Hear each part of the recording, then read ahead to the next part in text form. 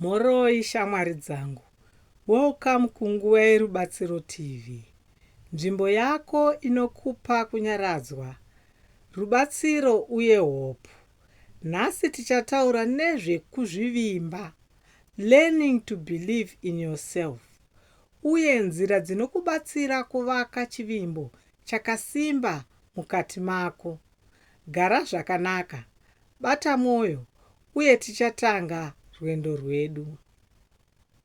Shamwari dzangu, kurasikirwa nekuzvivimba chinhu chinoitika kune munhu wese. Unonzwa sekuti hauna kukwana, unozviona pasi, uye unotya kutanga zvinhu zvitsva. Nhasi tichadzidza nzira 5 dzinokubatsira kuvaka kuzvivimba zvakare. Recognize your worth. Bvuma kuti unokosha. Munhu wese ane zvipo, tarenda uye chimwe chinhu chakanaka, kusanganisira iwe.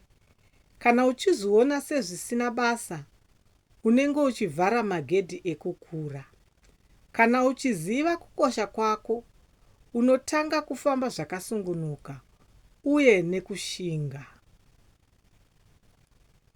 Speak kindly to yourself. Taura zvakanaka kwauri. Mazwi awakajaira kuzvitaura ane simba. Kana uchiti handikwanise, unozvivakira miganhu. Asi kana uchiti ndiri kudzidza, ndiri kukura, unovhura mukana mutsva. Mazwi akanaka anovaka kuzvivimba kwako zvishoma nezvishoma. Do one small brave thing daily. Ita chinhu chimwe chisingakugadzikane zuva rega rega. Hazvina kujeka kuti chinhu chikuru here, kunyora plan, kufonera munhu, kana kutanga chimwe chinhu chitsva.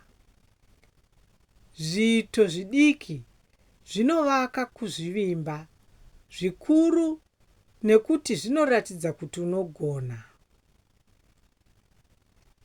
Stop comparing yourself to others. Rega kuenzanisa upenyu hwako nehwevamwe. Kuzvienzanisa kunovhiringa pfungwa, kunoderedza mweya, uye kunobvisa kufara. Upenyu hweumwe munhu hausi chiyero chekufambira mberi kwako.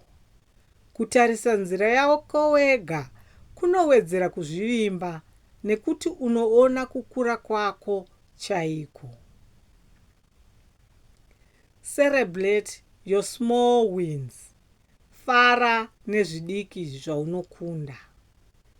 Kana uchitenda zvidiki, unovaka simba rekutanga zvikuru. Kuzvivimba kunoumbwa nezvidiki izvi. Shamwari dzangu, idzi ndidzo nzira 5 dzinokubatsira kudzidza kuzvivimba zvakare. Gara wakasimba, tsigisa mwoyo wako, uye uve nerugare noruvimbo. Nguva yako yerubatsiro yasvika. Ndokutendai nokuteerera nguva yerubatsiro TV. Subscribe kuti uwane guidance, motivation uye real life solutions nguva dzose.